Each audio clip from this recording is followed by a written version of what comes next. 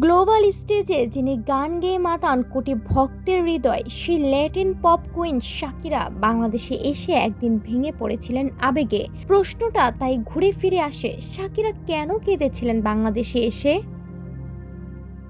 সময়টা ২০০৭। ভয়াবহ ঘূর্ণিঝড় সিডোরে লন্ডভন্ড বাংলাদেশের উপকূল। হাজারো মানুষ ঘরবাড়ি হারিয়ে তখন দিশেহারা। ঠিক সেই সময় ইউনিসেফের শুভেচ্ছা দূত হিসেবে বাংলাদেশ সফরে আসেন শাকিরা। উদ্দেশ্য ছিল ক্ষতিগ্রস্ত শিশুদের পাশে দাঁড়ানো এবং বাস্তব পরিস্থিতি নিজের চোখে দেখা। ঢাকায় পৌঁছে খুব বেশি সময় না নিয়ে তিনি চলে যান দক্ষিণাঞ্চলের দুর্গত এলাকায়। সেখানে গিয়ে তিনি যে দৃশ্য দেখেন তা ছিল হৃদয় বিদারক। ভাঙা ঘর, হারিয়ে যাওয়া পরিবার আর অসহায় শিশুদের নিঃশব্দ চোখ। সেই সফরের সবচেয়ে আবেগঘন মুহূর্ত ছিল ১১ বছর বয়সী এক শিশুর সঙ্গে সাক্ষাৎ। সিডোরে মা বাবাকে হারানো ওই শিশুর মুখে শোনা একটি শোকগাথা গান শাকিরাকে গভীরভাবে নাড়িয়ে দেয়।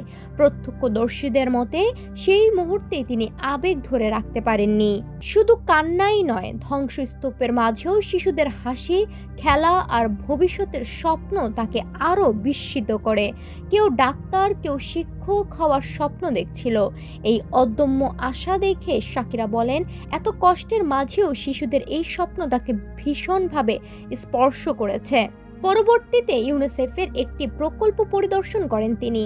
সুবিধাবঞ্চিত শিশুদের জীবনযাপন, সংকট আর প্রতিদিনের সংগ্রাম তাকে আরও গভীরভাবে নাড়িয়ে দেয়। মানবিক বাস্তবতার এই মুখোমুখি অভিজ্ঞতাই তার আবেগকে আরও তীব্র করে তোলে। শৈশবে নিজের পরিবারের আর্থিক সংকট ও দারিদ্র্যের অভিজ্ঞতাও তাকে এমন কাজের প্রতি সংবেদনশীল করে তুলেছিল। সেই জায়গা থেকেই তিনি প্রতিষ্ঠা করেন পিএস দেস কালোসস ফাউন্ডেশন, যার মূল লক্ষ্য সুবিধাবঞ্চিত শিশুদের সহায়তা করা। ইউনিসেফের কর্মকর্তারা জানান, এই সফর ছিল সম্পূর্ণ মানবিক উদ্দেশ্য, কোনো প্রচারণা নয়। শাকিরা নিজেই চেয়েছিলেন শিশুদের জীবন কাছ থেকে দেখতে এবং তাদের বাস্তবতা বুঝতে।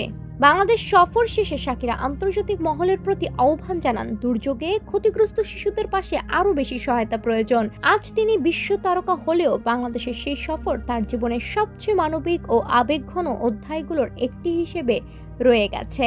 সাদিয়া তুহালিমা, সোনালী নিউজ।